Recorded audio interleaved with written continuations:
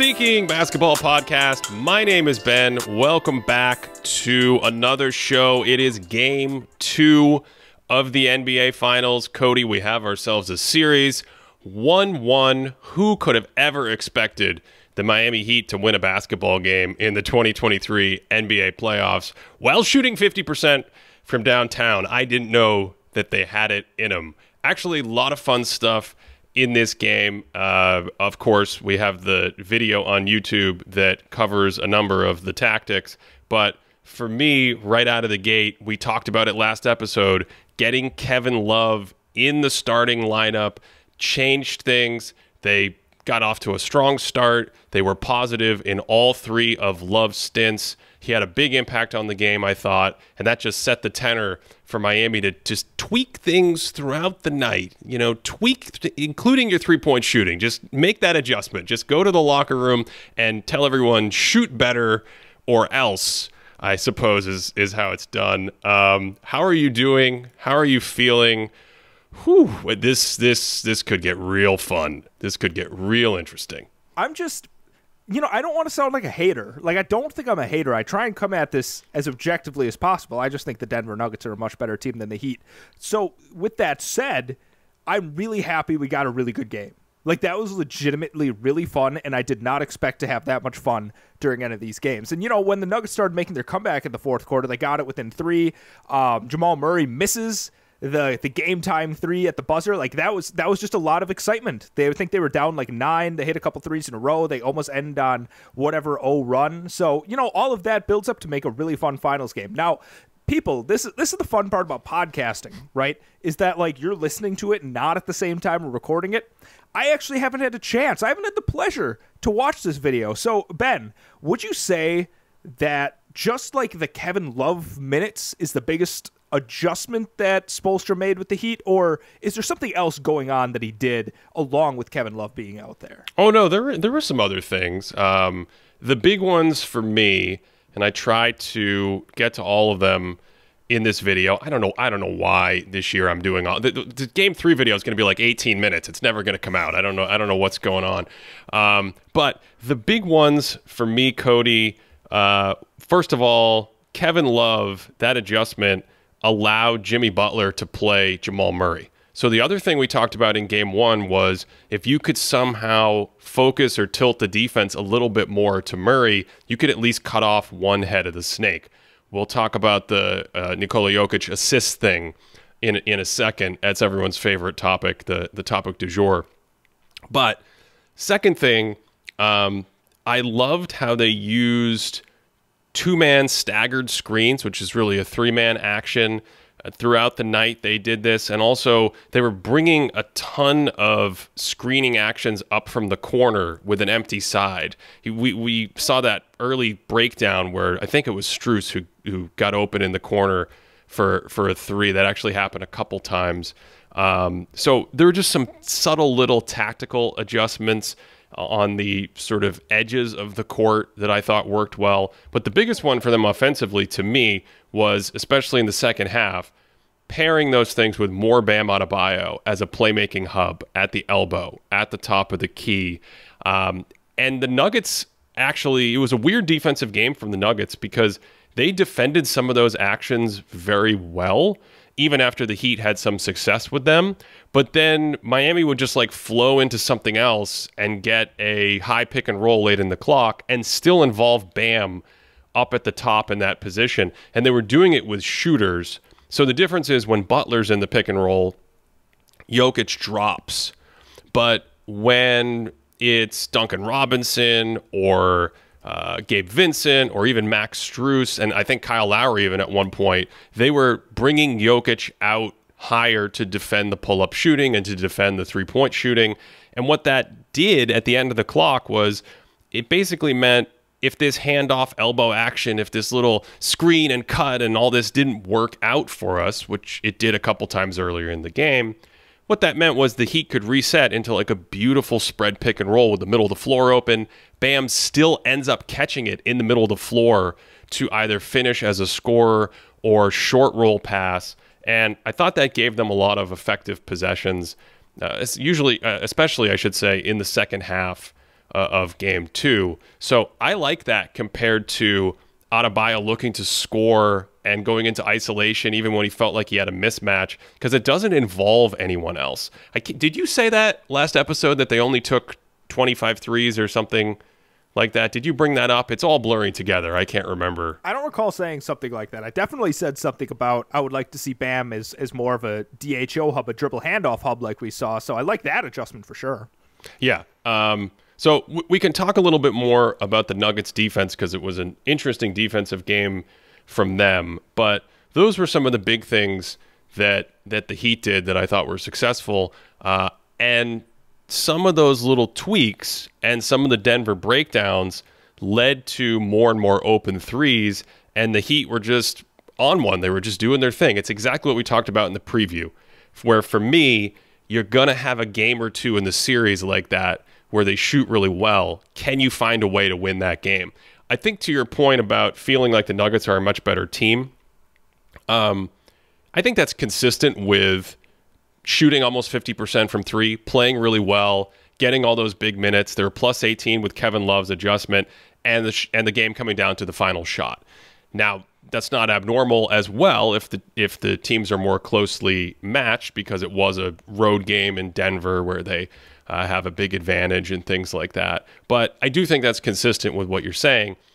Miami, though, if they're going to shoot really well, this is the 18th time this season they've shot over 43% from downtown. They were just under 50% in this game with 17 more made threes. Man, that's a lot of threes. They've done it 18 times. They're 14-4 when they do it. And here's the fun part, Cody. They only did it 10 times in the regular season. Okay? So they played, while you're doing that math in your head, they played 82 regular season games. That means they shot over 43%, 12% of the time. 12% of the time, about 1 in every 8 games, they did this. In the playoffs, they've done it 8 times in 20 games, which means they are doing it 40% of the time. So when you play a 7-game series against the Heat, the way they're shooting right now, whether it's the heater of all heaters or whether, Kevin Love's outside shooting is making the difference. Duncan Robinson has refound his shooting stroke. Kyle Lowry has found the fountain of youth. Gabe Vincent is on some smelling salts. It doesn't matter what it is. Max Strus is dialed in. Udonis Haslam's in his ear. It doesn't matter. That means 2 or 3 times in a long series, you can almost expect to get a game like this. And to your point, I'm really happy we got this early in the series, because now it makes the next 2 games extremely interesting, almost regardless of the outcome. I want to get back to a more analytical look at the Heat's offense in just a second, but I want to stick on this shooting point for a second, because Ben, what are you saying to me right now?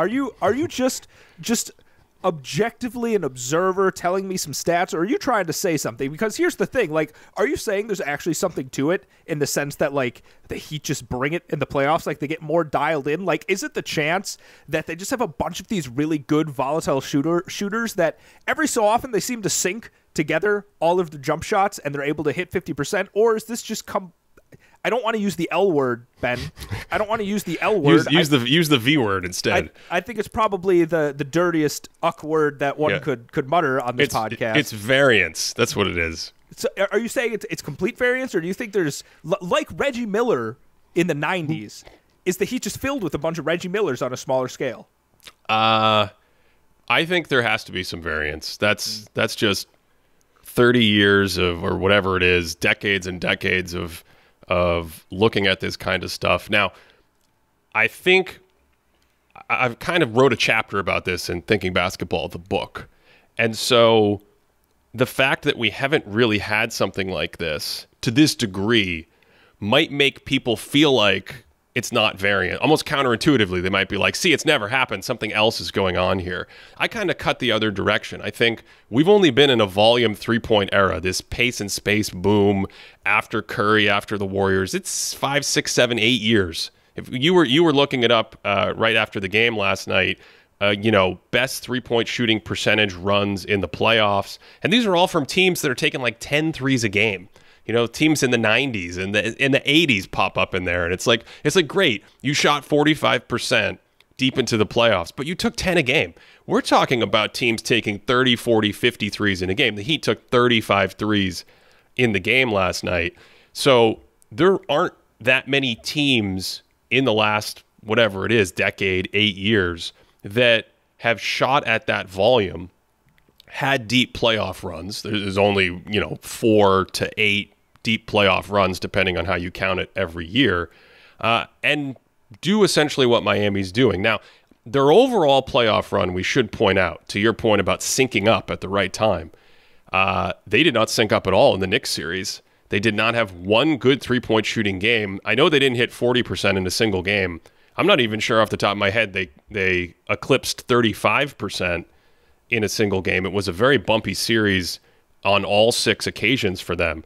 But against Milwaukee, Cody, as you know, they had a bunch of them. Against the Celtics, I think they had even more against the Celtics than they had against the Bucks. Here we were riding the L word, or the variance train, when we were talking about that series, and I was like, look, the Heat are not going to shoot 46% from 3 again over the course of a series. And I think that's technically true, but they got rid of the Bucks in 5. The Celtics, they went to 7.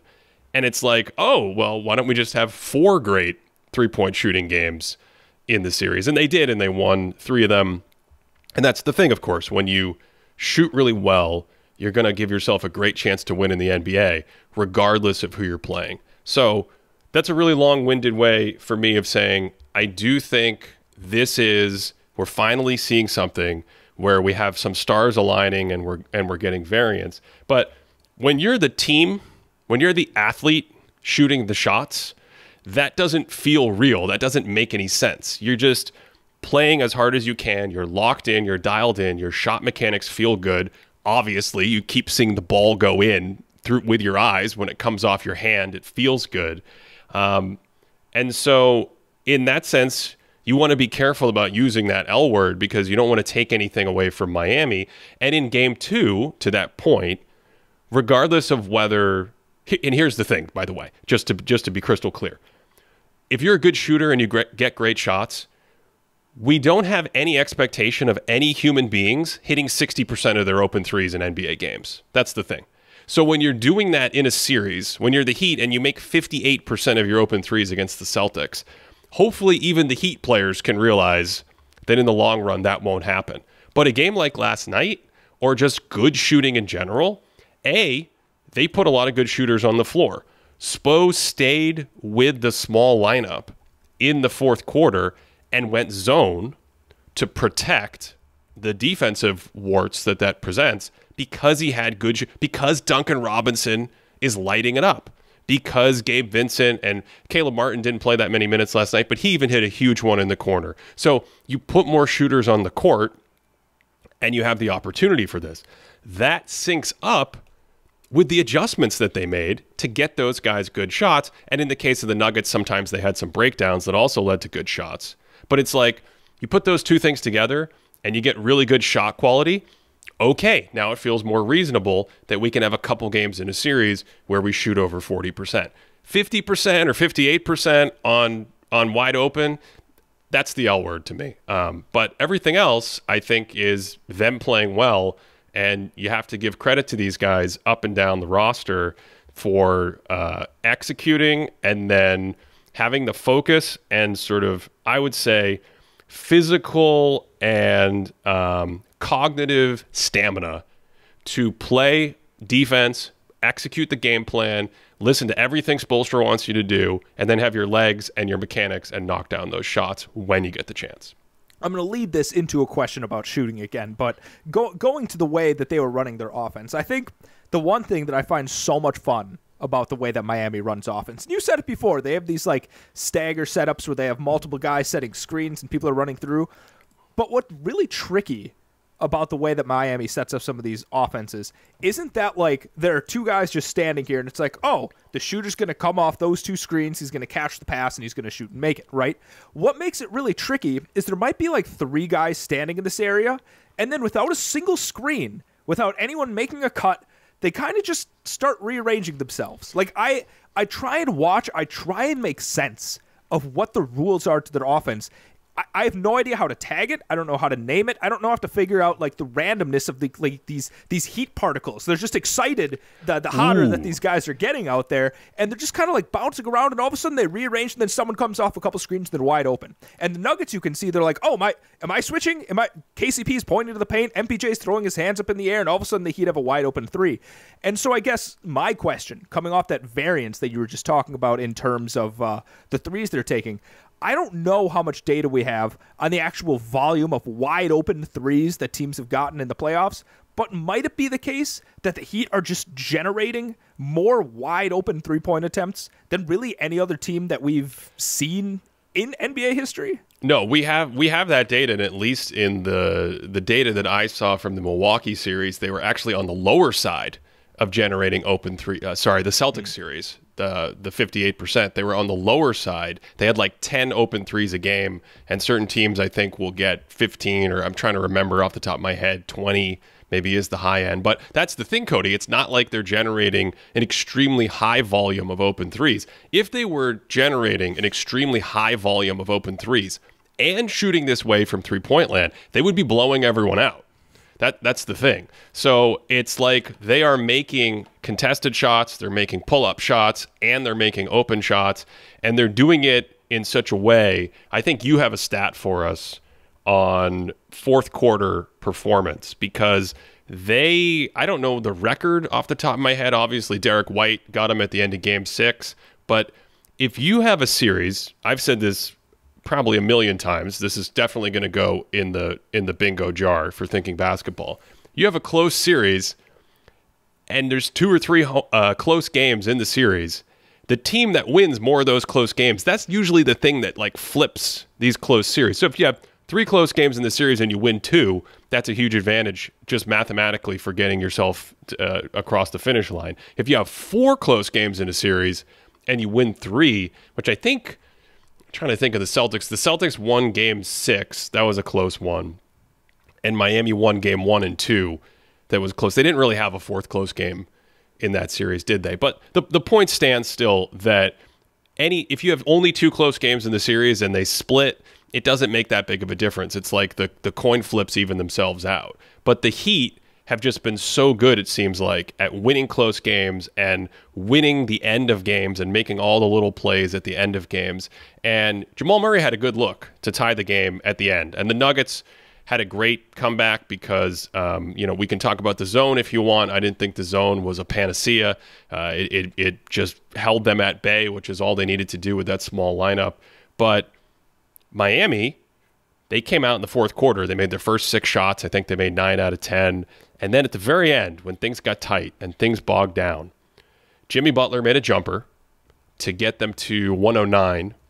And then when it was 109-106 in the final minute, Jimmy Butler made a beautiful little pass to Bam Adebayo, who rolled to the basket, was able to get free throws, and he made both those free throws to get to 111. So just constantly making plays in close games.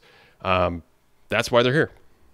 The tweet, I would say the stat, I guess the same thing. The tweet that you're referring to is John Schumann of NBA.com tweeted, the Heat point differential per quarter through the 20 playoff games. This isn't per 100 or anything. I'm pretty sure this is raw. This is just plus raw. Minus data. Yeah, this is raw. So in all first quarters in the playoffs, the Heat, -1, right? So they've been losing first quarters by 1 point throughout the playoffs. The second quarter, they've been losing them by 11 points. Third quarter, losing it by 12 total points, right, across all of the playoffs. Fourth quarter's been, the Heat are plus 90. Plus 90. So it goes from -1, -11, -12, plus 90. And he goes back and says that this is actually something that they repeated from the 2020 playoffs, where in the first quarters, they were -28. Second quarter, -3. Third quarter, -21. Fourth quarter, plus 94. So I don't know. That's a weird sample size, Ben. And you said it before that maybe, or before, you said it like a minute ago, that they might tighten some stuff up. They're doing things in the playoffs. Ben, what is it that the Heat are doing? Is this part of the variance too? Is just like Duncan Robinson dropping 11 straight points at the beginning of the fourth quarter part of this? Like what are the Heat doing that make them such I don't even know what adjective I'm looking for. Vicious closers. What is it that they're doing out there? You don't think it's Heat culture? Oh my God. Oh my. If someone can define it for me, maybe I'll entertain it. But I would like something else. Heat culture is when you have Pat Riley and Alonzo Mourning, just their looming presence over the arena, no matter where they are, usually in the upper rafters, just hovering with an aura, just a force field of mighty influence. And then down in the trenches, you have Udonis Haslem, who, I mean, I don't want to, he's just 3 games away from his 4th championship. Let's just throw that nugget out there. So, no, I have no idea. I have no idea what Heat culture is. I don't know what to make of this.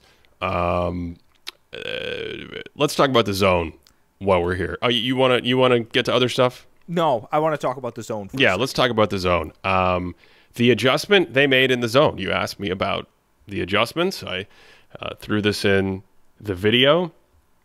The adjustment, a nod to our friend Eric Shapiro for when he pointed this out. I said, okay, this has got to be a thing. I should actually mention this explicitly. The zone the Heat run, as we've said, is very complicated. It's very complicated for video. It would take a while to explain. I've consistently put my toe in the water of like, do I want to make a video on this whole zone? It's really cool. And sometimes it's even harder on radio to describe it. But if you close your eyes and you think of the 3-point line in a basketball court, the 2 guys at the top of the zone are essentially responsible for defending the top part of the 3-point line above the break. The 2 wings in the zone are over on the break and the edges and the corners, and Bam is in the middle. And because of defensive 3 seconds, Bam usually has to pick a side to go to, and there are some things that trigger which side he goes to. But that's the essence of the zone. It's a no-3 zone. And the adjustment that they made with the zone, and they do stuff like this. In the Knicks series, they were playing around with how they wanted to switch the ball screen with the 2 guys at the top. That was super cool. So last night, what they do is they say, okay, one of the 2 guys up at the top of the zone, try to front Jokic in the middle of the court, because he's not really interested in like coming over and shooting a top of the circle, catch and shoot 3 right away. He's trying to get in the middle, play make, puncture it, go to the floaters, go to the post up.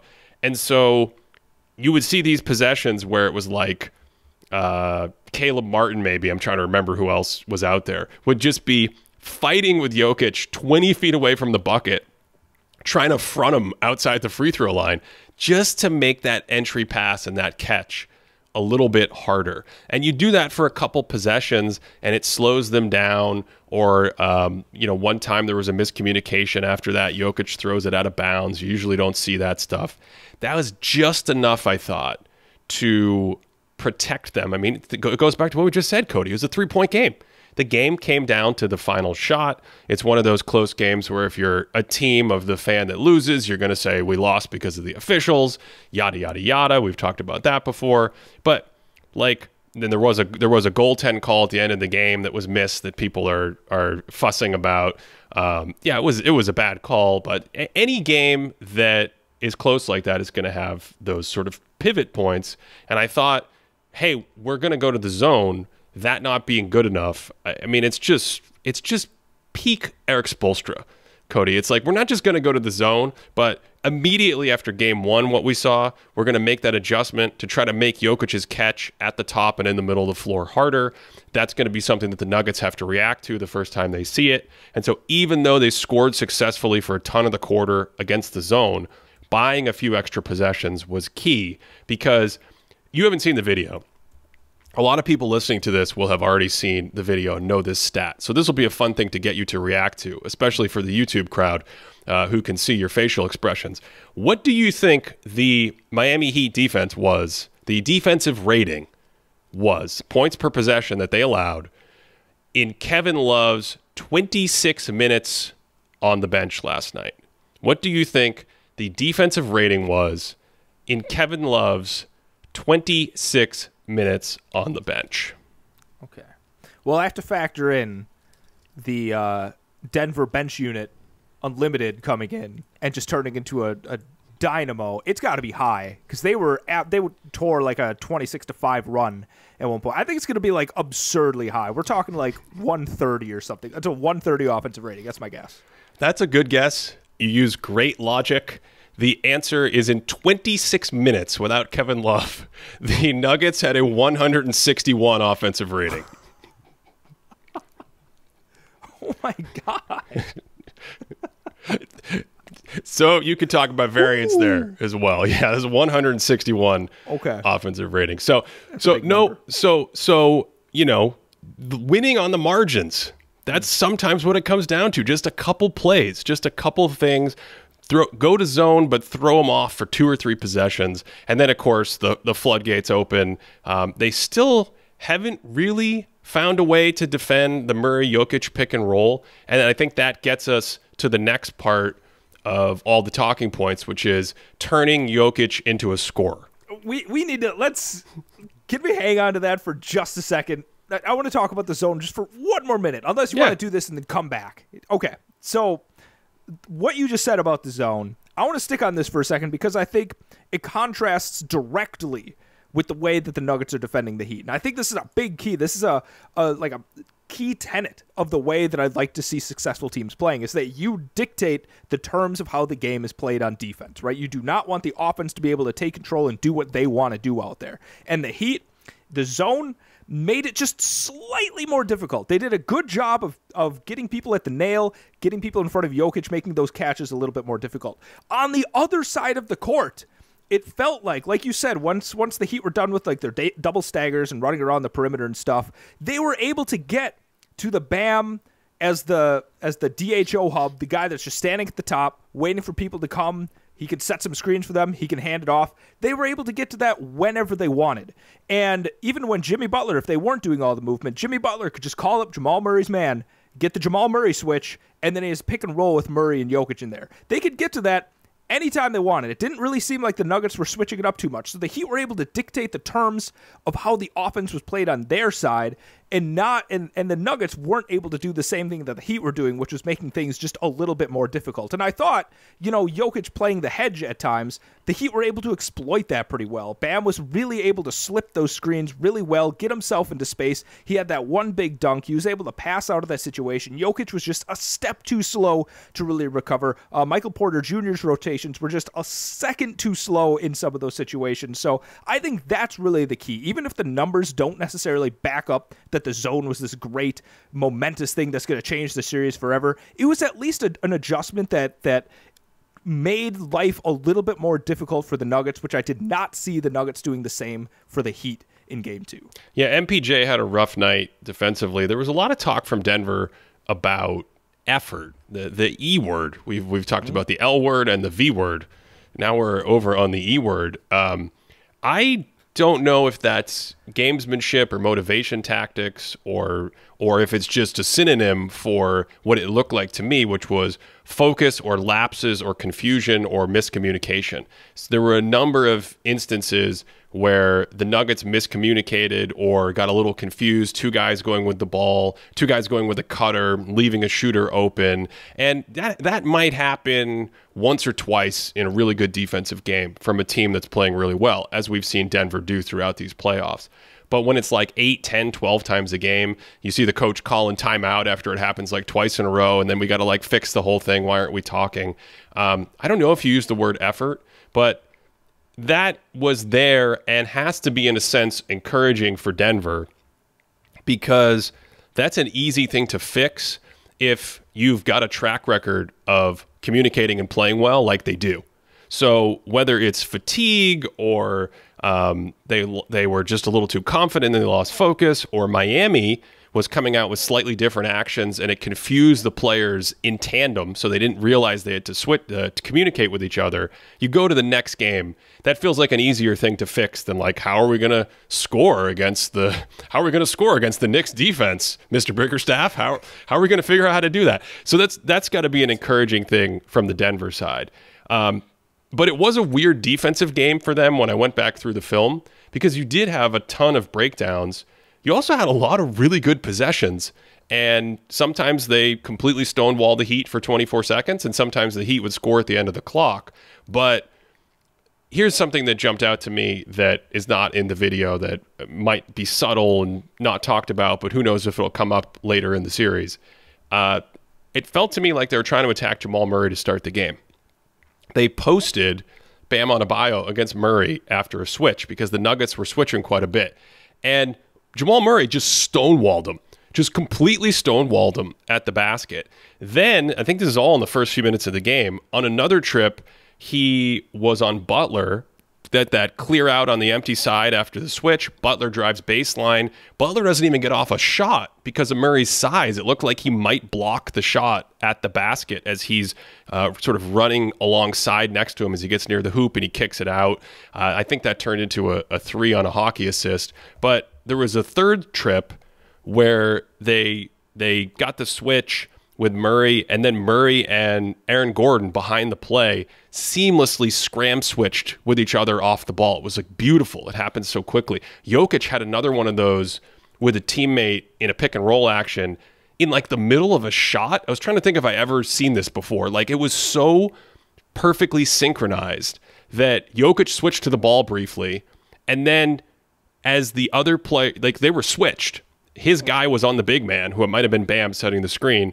And then as the guy with the ball snaked into the paint to shoot, Jokic instantly switched back to Bam as his man went to contest the shot. I think it was a Gabe Vincent fadeaway or Jimmy Butler fadeaway. I think the Heat missed that shot.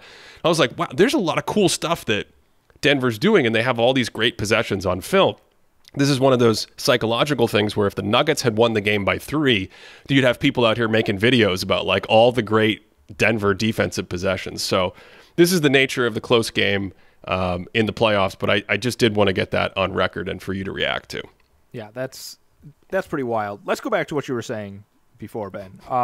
Because I know Eric Spoelstra seemed to have some thoughts about this after the game, so I want to get your reaction to this. Ben, did the Heat turn Nikola Jokic into a scorer in Game 2? Is that a thing that happened?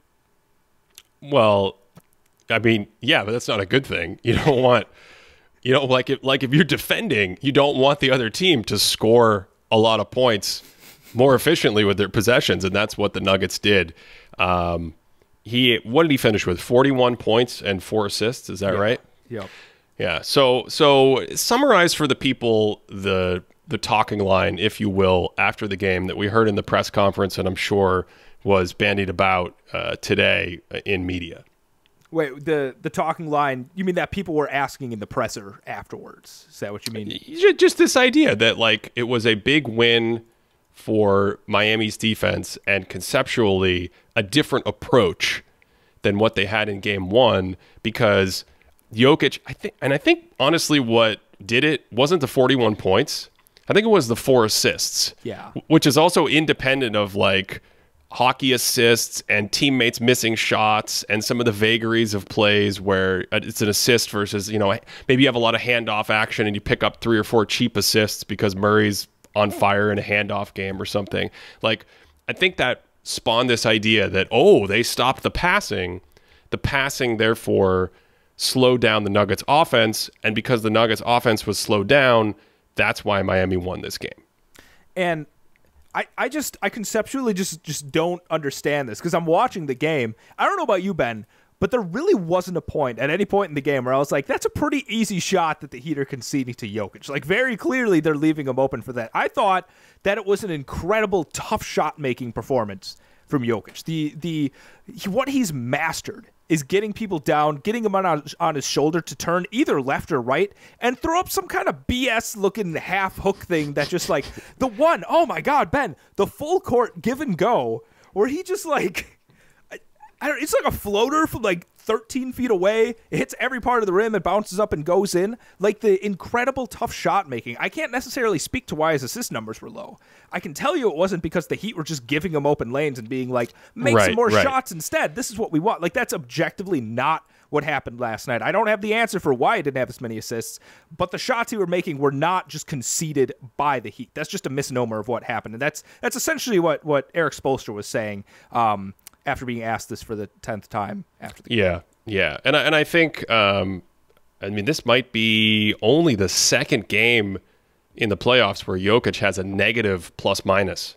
meaning his team wins his minutes when he's on the court in every playoff game, other than, I believe, one against Minnesota off the top of my head. And so he was like minus 12 or minus 16 last night. They, as you said, the bench unit had the big explosion. They won the minutes against Jokic, did the Heat, and they held Denver to like a 112 or 113 offensive rating when he played, which I think was similar to game one. The overall offensive rating was 113. I don't remember what it was with Jokic on the floor, but all of that is to say, I think maybe that is the biggest accomplishment the Heat can take away from game one.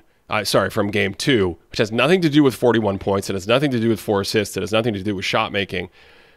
Or maybe it does, in the sense that they made stuff harder, so there weren't these opportunities to just carve everyone up. And he did have a few just brilliant passes in the game, but he wasn't getting easy post-ups. He wasn't getting easy stuff at the basket. And they did a good job. They did a relatively good job, especially early in the night, making sure that Murray Jokic 2-man wasn't just humming along. I still don't think they've found the answer to it, but Butler playing bigger and playing at the point of attack in that action against Jamal Murray certainly did make it a little bit harder in this game. So that to me is going to be what I'm looking at in game 3. I'm going to be looking at the pet bread and butter action of the Nuggets, Jokic in the middle of the floor, Murray swirling around him, and what that shot quality dictates. Does it dictate elite shot quality for those two guys, or do you have to bring extra defenders and help out, and it opens up the three-point shooting of everyone else? Speaking of three-point shooting for the Nuggets, Michael Porter is 2 for 11 in the first game, and I thought he missed a lot of makeable shots as well. That combined with a bumpy defensive night, I think it's going to be a huge thing to look at in game 3. Can they get good minutes and good shot making from Porter, because that just makes them so good based on how Murray and Jokic and everyone else is playing? Or if it's another bumpy night, that takes away not just a key piece, but like a world-class shooter who's doing the opposite of the Heat thing, right? He's like if they had a shooting contest in that gym, Michael Porter Jr. probably wins that shooting contest most of the time when they just run it over and over again. But in the first 2 games of the finals, he's been extremely bumpy. Well, at least in game 2, the Miami Thrice guys, the South Beach law firm, and all of them did their thing.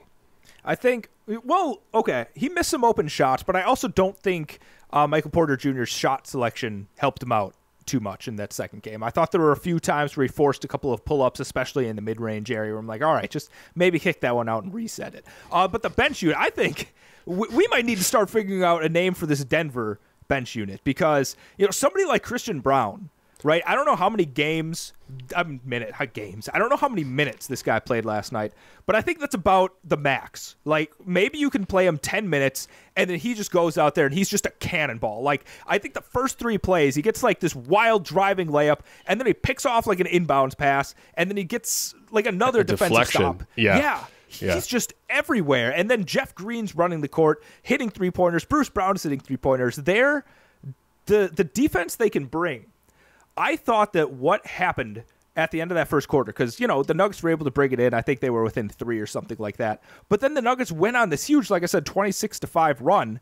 And a big part of it is I thought they were able to limit, like I was saying before, they made life so much tougher for Bam Adebayo, right? Because I think somebody like Aaron Gordon, somebody like Jeff Green is just going to be better at defending Bam up near the perimeter than somebody like Jokic is. And I think the rest of them are going to just be able to fluidly move a little bit more. So, I don't know. I really love this Denver bench lineup. I don't think they're going to go on 26-5 runs too much more. But, I think some of those guys, especially if MPJ is missing or he's just like not on like we saw, maybe someone like Bruce Brown should get a few more minutes. Maybe Christian Braun could get a little bit more run. Maybe Jeff Green could come back in. But those guys are just tremendous.